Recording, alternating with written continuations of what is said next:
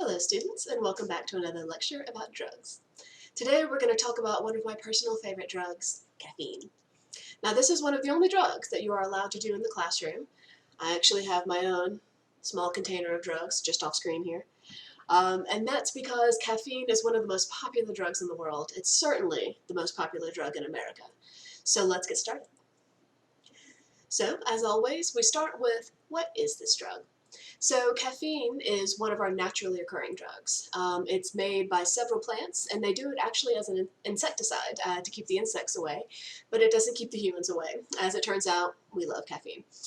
So most of the time, we get our caffeine in America from drinks, and we get it from coffee beans, we get it from tea leaves, matcha sometimes, cola nuts, less commonly, and most of the time we drink our caffeine, but caffeine does exist in pill form as well, which is one of the things that we'll talk about today.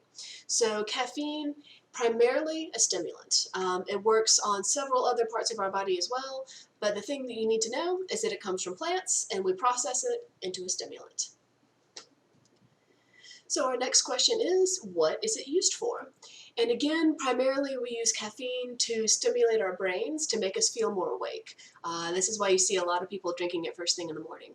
But caffeine does have other side effects and other possible uses. So sometimes we use it in medicines to help activate some of the other chemicals that are important there. Sometimes we use it for skin conditions or hair conditions. But most of the time, we just use it for energy. It's good for the average human, but it has also been shown to increase athletic performance.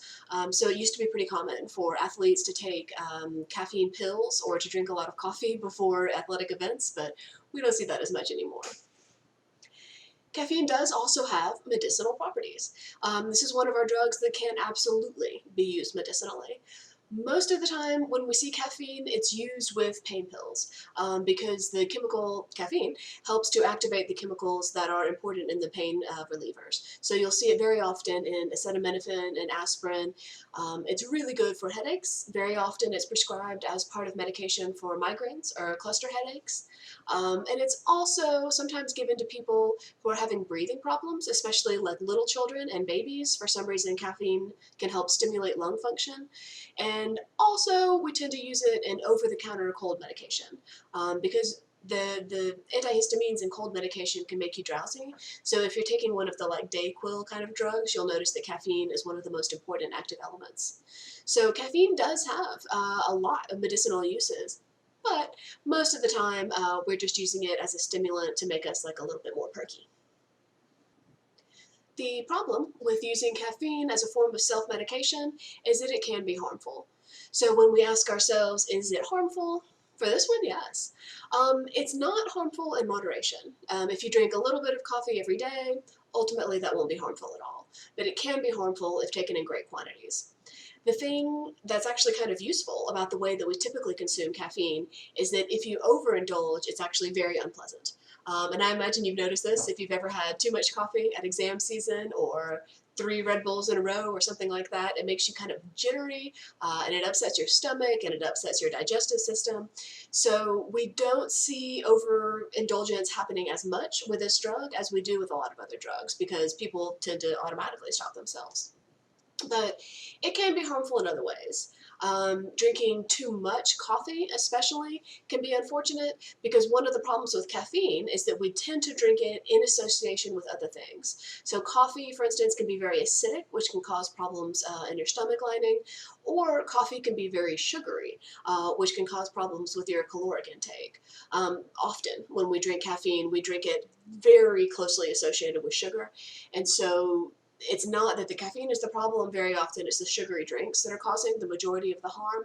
So is caffeine harmful? A little, but not so harmful. The idea that it will stunt your growth is a myth. You can feed caffeine to your children if you want to. I don't know why you would do that, but you could. It can cause problems in bone formation and calcification, but it won't actually make you shorter. That is kind of an old wives' tale. Interestingly, caffeine has a lot of health benefits. Studies have shown that taking a moderate amount of caffeine can help to reduce strokes. It can help delay the onset of Parkinson's. It can help with cardiovascular disease and sometimes diabetes. It certainly improves mental alertness. It's been shown to help with depression, with suicidal thoughts. So of all of the drugs that we're going to talk about, this is one of the only ones that I might recommend consuming in moderation. So our next question is one of my favorites, which is, who is addicted to caffeine? And the answer is everybody. Okay, maybe not, but caffeine is one of our most popular drugs, and it's also one of our most socially acceptable drugs. So if you think about who is drinking caffeine at the beginning of every day, probably most of us. If you think about who is grumpy if they don't have their drug at the beginning of the day, probably most of us. So caffeine is one of the most interesting ones in terms of who is addicted, because it's everybody. So if we look at this graph is measuring how many cups of coffee the average American drinks over the course of a day. And it's not quite so bad as you might think, although it does tend to get a little scary. So most people drink 1 or 2 cups, maybe 3 cups a day. There are a few people who are drinking 4 or 5 cups a day, and then it gets up into scary categories like 11 cups a day. I don't even know how you would drink 11 cups of coffee a day, I guess if you did it all throughout the day. But essentially, most of us are drinking some coffee. A few of us are drinking a lot of coffee. In this graph, we're measuring who consumes caffeine by age. So again, a lot of the graphs that we're going to look at break down into sociological demographic factors. And in this one, what we're measuring is who consumes the most, as broken into different decades. So as you'll notice, the 2 to 5-year-olds consume very little caffeine, which is good. The 6 to 12-year-olds the same, but we start to see a much bigger jump in the 13 to 17 and the 18 to 24-year-olds. And in a lot of ways, this is social. The consumption of caffeine is considered acceptable for teenagers, but it's also one of the only social activities you can do if you're underage. So if you're a teenager and you want to get out of the house and hang out with your friends, you can go to a coffee shop, even if you can't go to a bar. So it's a part of like adolescence to start drinking coffee, maybe to drink like really frothy coffee drinks, to drink Red Bull. Like it's a common part of young adulthood to start consuming caffeine. So what we see is a big jump between 13 and 17, and then another big jump from 18 to 24. Interestingly, it tends to peak at 50 to 64, and we think this might be due to retirement. If you no longer need to wake up in the morning and be cheerful and alert, you might not drink as much coffee. So basically, coffee consumption peaks between 50 and 64, and then it tends to taper off from there. So there is a relationship between your age and your caffeine consumption. In this graph, we're comparing the caffeine consumption in America to the rest of the world. And I wanted to show you this graph because caffeine is not a uniquely American drug.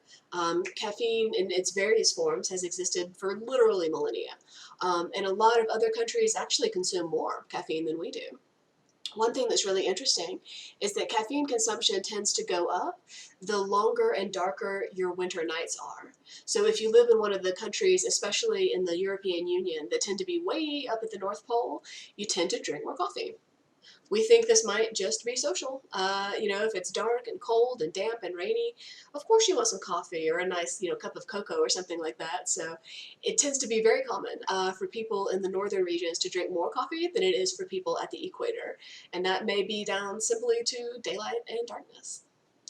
Our next question is, how much do we consume? And the answer to that is a lot. Americans love caffeine. So the recommended daily dose of caffeine is really only 400 milligrams a day. And ideally you would consume 200 milligrams in one sitting and 200 in another. But Americans tend to drink pretty close to the recommended amount. We tend to be right up there with about as much caffeine as the human body can handle. So we consume a lot. It's tough in some ways to measure because caffeine exists in so many different varieties. But if we look at some of these graphs, what we see, for instance, in this graph, is that there's a different amount of caffeine in the different substances that we tend to ingest. So brewed coffee has the highest at about 95 milligrams. You could drink upwards of 4 cups of coffee a day, on down to decaf, which really only has about 3. So depending on how much Red Bull, for instance, you drink, it could get up to 400 milligrams very quickly. One of the reasons that it's hard to track how much caffeine we ingest is because it's in so many different varieties of liquids, especially. So if we look at this graph, we're looking at how many gallons per person per year we consume of caffeinated beverages. And this one really measures the caffeinated beverages against non-caffeinated beverages as well. So as you can see, the majority of the drinks that we consume are soft drinks, which are generally caffeinated. Bottled water isn't. Coffee, again, always caffeinated, and tea down here. So on the whole, Americans are drinking more caffeinated beverages than non-caffeinated beverages. Water consumption has gone up in the last couple of years, but still more people are drinking a drink with caffeine in it than not over the course of a given day. In this next graph, we are looking at the consumption of solely soft drinks. So for a long time, the majority of our caffeine consumption in America came from soft drinks, but soft drinks are actually on the decline. Energy drinks are up, and water drinks with caffeine in them are up, but caffeine in regard to soft drinks is actually on the decline. So if we look at this one, we're looking at 1987 on up to 2015, and you can see a massive spike here right about at the end of the century. And from there, we started drinking fewer soft drinks in relation to other drinks. So our next question is, how much do we spend on this drug? And the answer in America is a lot. Caffeine is not particularly expensive as drugs go, but considering that we do tend to consume it every day, it adds up quickly. So the average coffee drinker in America is probably spending about $1,000 a year on average on coffee alone, and it does become more expensive if you buy it out than if you make it yourself at home, which is one of those things financial people are always telling us. But essentially, people from 18 to 34 tend to spend the most on coffee because most of the time they're getting like special coffee with additives or free trade or something like that. And older people tend to spend a little bit less, even though technically they're drinking more coffee. So we spend a lot on caffeine, even though technically it's one of our least expensive drugs. How much we spend on caffeine does differ by location. So if we look at this map, what we're seeing is the monthly cost of coffee per person broken down by state. And one of the things that you'll notice is that we tend to spend the most on coffee in the Northwest and in the Northeast. And this could be down to geography once again. It could be down to places that are colder and darker, and people who are there just want more coffee. That's one of the things we see rather consistently. But it could also be down to who is living in those places. And it's not that everyone's not drinking coffee. It's more like the people in those places are drinking more expensive coffee. They're drinking coffee, again, with like additives in it, or coffee that is more expensive because of its location. So there is a change in terms of how much people are spending on coffee in what place, but largely it's down to whether you are metro or rural. Whether you live in essentially an urban environment with a lot of coffee shops that you can stop at on your way to work, or whether you live way out in the country and you have to make your own coffee. The other thing that I thought was interesting is that coffee around the world varies very strongly in how much it costs. The most expensive coffee, it may not surprise you, is way up in the north in Copenhagen. In America, coffee tends to cost about $3, but in other places in the world, it's much, much less. So how much coffee costs depends on where you are, not just in terms of how they prepare the coffee, but how far you are from where the coffee was grown and processed. So in some places where coffee trees and coffee beans are readily available, the coffee itself is pretty cheap. But in other places where you have to like fly it in after having processed it, it can tend to be more expensive. So how much we spend on coffee has a lot to do with where you are. Our next important question, is it legal? And with caffeine, the answer is yes. You can buy as much caffeine as you want. Go nuts. It's untaxed, it's unregulated. Even if you wanted to buy caffeine pills, you can buy as many as you want. If you want to walk into the coffee shop and buy all of the coffee, do it. Caffeine is one of our most popular and our most legal drugs. The next question is where it gets especially interesting to me. The next question is, okay, it's legal, but is it socially acceptable? And caffeine is. It's one of the most acceptable addictions in America. It's a kind of a strange thing, but we tend to reward or at least accept people who consider themselves to be addicted to coffee. Generally speaking, we don't like it when people say that they're addicted to something, but if you argue that you can't live without caffeine or tea, especially coffee, for some reason, we find that totally acceptable. So not only is drinking coffee very socially acceptable, it's one of our most common worldwide social activities to meet up for coffee or caffeine in some variety. It's also acceptable to overindulge. So I've collected here a couple of silly products and mugs that I thought were a great example of why, for some reason, we're totally fine with this. Here we have the key to survival being a coffee pot. Here we have, a woman arguing that she will kill you if she has not yet had her coffee.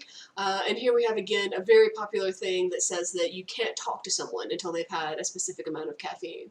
So for whatever reason, not only is caffeine very socially acceptable to consume, it's actually socially acceptable to be addicted. And it's considered a form of humor to make fun of the way that you're addicted to coffee. It's one of our only drugs that we accept overindulgence and we accept dependence. So if you know somebody who is always talking about how they can't get through the day without their coffee, I encourage you to think about why we're cool with that, but we would think it was very strange if they said they can't get through the day without a gallon of wine. It's socially different, it's medically different to be sure, but I think it's one of the most interesting things that we have in American society in terms of addictions to substances. We're basically fine with you being addicted to caffeine. And again, I say that as a person with a bucket of caffeine nearby.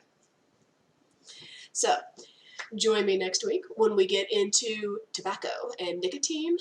Previously, one of our other socially acceptable addictions, but these days, on the outs.